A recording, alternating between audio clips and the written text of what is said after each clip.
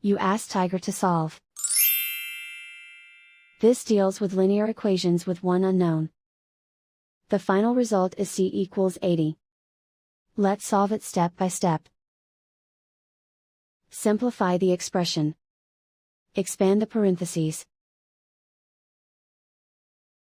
Simplify the arithmetic.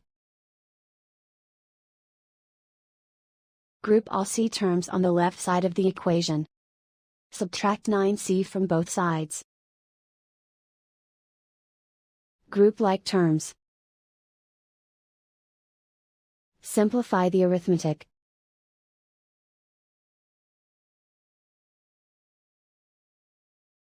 Group all constants on the right side of the equation.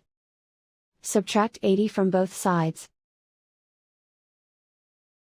Simplify the arithmetic.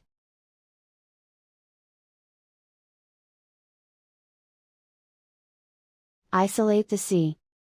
Multiply both sides by -1. Remove the ones. Simplify the arithmetic. And so the final result is c equals 80.